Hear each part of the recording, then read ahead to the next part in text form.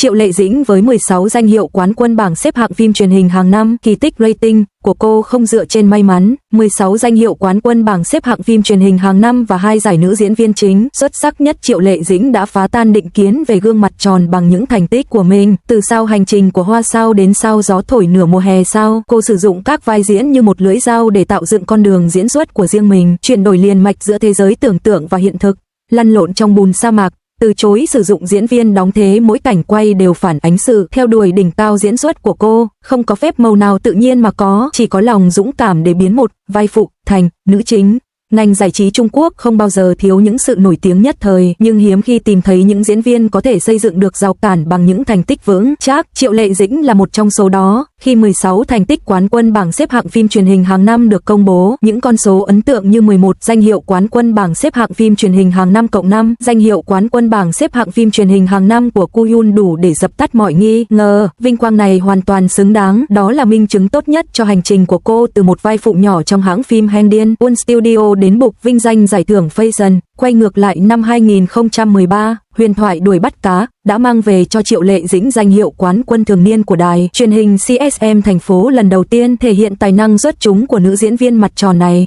Vào thời điểm đó, định kiến mặt tròn không thể làm nữ chính vẫn còn tồn tại trong ngành điện ảnh và truyền hình, nhưng cô, với vai diễn Hồng Linh đầy sức sống, đã phá vỡ những định kiến về ngoại hình. Năm 2015, Hành trình của Hoa bùng nổ không chỉ lập kỷ lục về lượng người xem cao nhất đối với một bộ phim truyền hình hàng tuần mà còn biến Tiểu Cổ trở thành ký ức của nhiều thế hệ về phim truyền hình giả tưởng. Vai diễn Hoa Khiết Cổ từ một cô gái ngây thơ trở thành nữ thần yêu quái của Triệu Lệ Dĩnh vô cùng tinh tế, khẳng định vững chắc tên tuổi của cô với biệt danh nữ hoàng rating. Năm 2025, Triệu Lệ Dĩnh gây ấn tượng mạnh mẽ với cộng đồng quốc tế bằng vai diễn đa nhân vật trong bộ phim Trong Thế Giới Con Người, nhưng cũng vướng vào nhiều tranh cãi về danh tiếng.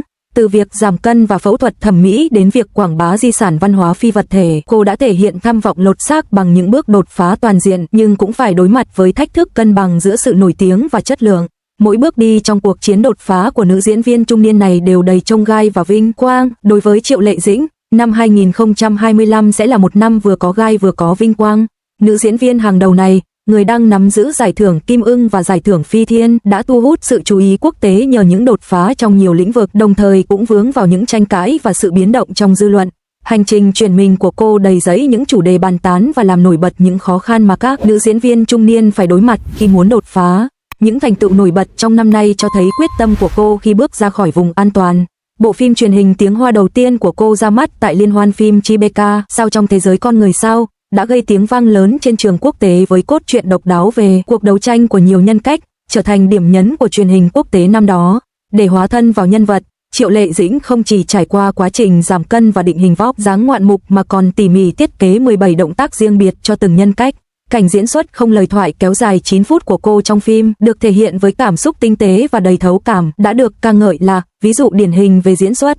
Với vai trò nhà sản xuất, cô tham gia sâu vào toàn bộ quá trình sáng tạo và cũng thể hiện ca khúc chủ đề mở đầu, cho thấy nỗ lực toàn diện của cô từ diễn xuất đến công việc hậu trường, thể hiện sự tự tin của một nữ diễn viên tài năng và đã được lột xác. Trước đó, cô đã hợp tác với một nền tảng thời trang để thực hiện bộ ảnh bìa giới thiệu di sản văn hóa phi vật thể của Phúc Châu. Trước đó, cô đã đến thăm những người thừa kế để nghiên cứu nghi thức truyền thống, kết hợp nhuần nhuyễn vẻ đẹp của di sản văn hóa phi vật thể với thời trang hiện đại, truyền tải nét quyến rũ truyền thống như một đại sứ văn hóa và chinh phục vô số người hâm mộ. Đằng sau hào quang, những tranh cãi chưa bao giờ vắng bóng. Trong khi, Trong Thế Giới Loài Người nhận được sự hoan nghênh quốc tế, phản ứng trong nước lại gây nhiều trái chiều. Điểm số 6.0 trên Douban khá thấp, cốt truyện bị chỉ trích là gượng ép và thiếu logic.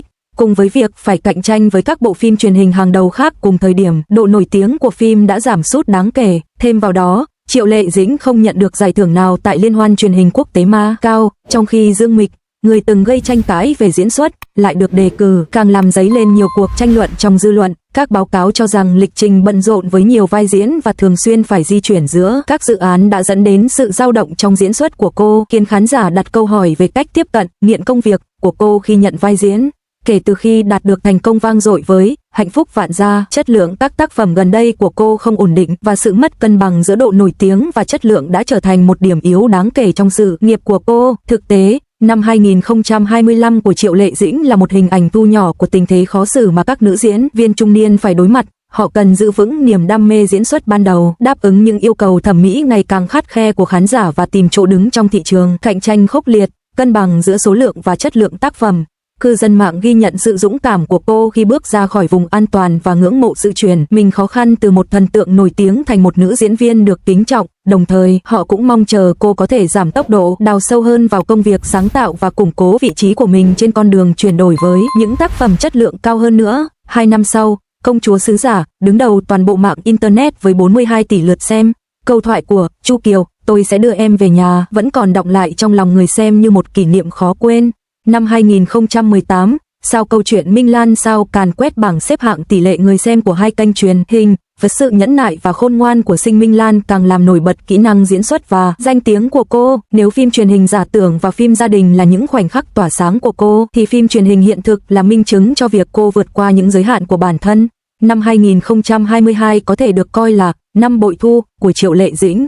Sau Hạnh phúc vạn gia đình sau thắng giải tỷ lệ người xem của cả đài truyền hình Bắc Kinh và đài truyền hình Rồng, với sự kiên cường và minh bạch của Hà Hành Phủ gây được tiếng vang với vô số người dân thường. Sao gió nửa mùa hè sao theo sát phía sau, giúp kênh truyền hình đạt vị trí dẫn đầu bảng xếp hạng với sự táo bạo và kiên cường của Từ Bản Hiệp cho người xem thấy được những khó khăn và sức mạnh của nữ doanh nhân. Điều đáng chú ý hơn nữa là cả hai bộ phim đều giành được những giải thưởng danh giá như giải thưởng dự án năm 1 và giải thưởng Phi Tiên Thiên cho phim truyền hình xuất sắc, gặt hái thành công kép cả về tỷ lệ người xem và sự đánh giá cao từ giới phê bình. Đằng sau những giải thưởng hàng năm này là vô vàn nỗ lực và sự cống hiến. Quay cảnh sói trong sa mạc mà không cần diễn viên đóng thế, lăn lộn trong bùn để có được cảnh quay chân thực. Từ những bộ phim tình cảm lãng mạn ngọt ngào đến những bộ phim hiện thực, cô liên tục bước ra khỏi vùng an toàn, phá vỡ mọi định kiến với các vai diễn của mình.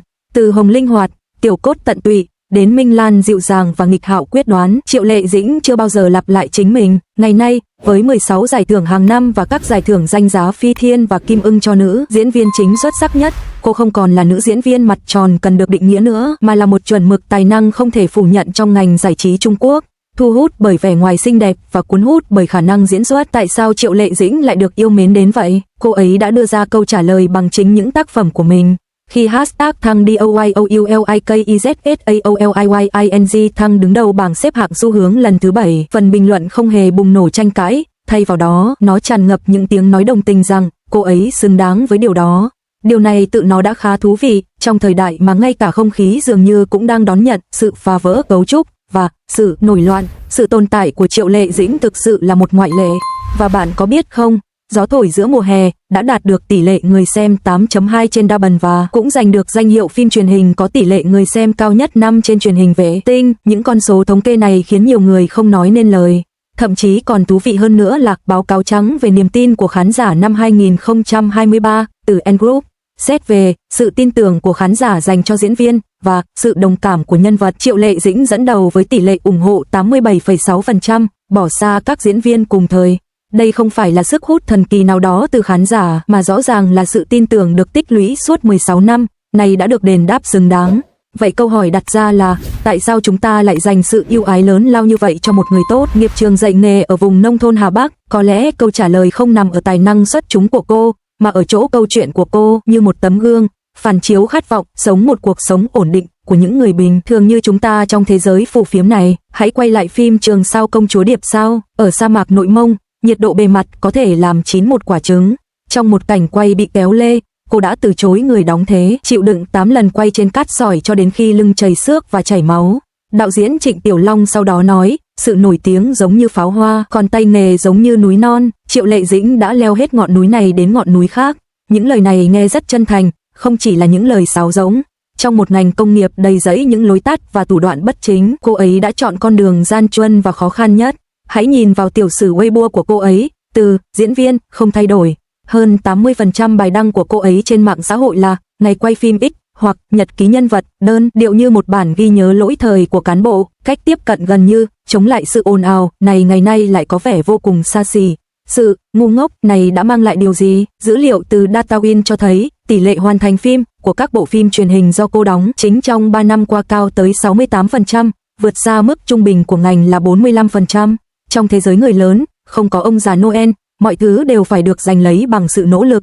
Khán giả, với sự chú ý quý giá nhất của họ, đã dành cho cô ấy lá phiếu chân thành nhất. Mọi người không ngốc, Họ biết rất rõ ai có tài năng thực sự và ai chỉ đang diễn kịch.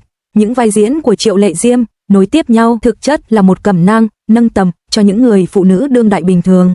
Từ cô hầu gái chép sách bên ánh lửa trong sao huyền thoại Lỗ Chân Sao đến Sinh Minh Lan trong sao câu chuyện Minh Lan Sao, người đã che giấu tài năng của mình và sử dụng chiến thuật rút lui để tiến lên, đến Su Bản Hiệp trong sao Gió Bán Hè Sao, người đã chiến đấu vượt qua biển đàn ông. Các nhân vật của cô ấy không bao giờ có bàn tay vàng, mỗi sự trưởng thành của họ đều được đánh dấu bằng những vết thương và nước mắt.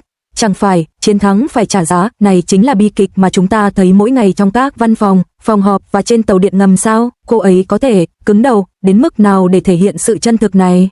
Để chuẩn bị cho bộ phim Sao Hạnh Phúc Vạn Gia Sao, cô đã dành 23 ngày ở vùng nông thôn An Huy trước đó, không chỉ để trải nghiệm cuộc sống mà còn để sống trọn vẹn, làm việc trên đồng ruộng cùng dân làng từ 5 giờ sáng. Những vết phồng rộp trên tay cô vỡ ra và đóng vảy, nhưng cô vẫn thấy buồn cười. Giờ trông tôi càng giống Hà Hành Phủ hơn, đó là lý do tại sao cảnh cô tranh cãi với ai đó bên rìa cánh đồng trong phim được khán giả phân tích từng khung hình. Hãy nhìn những đường gân nổi lên trên cổ cô ấy và những đầu ngón tay hơi run rẩy, đó không phải là diễn xuất, đó là ký ức kể chất về sự tức giận chân thật.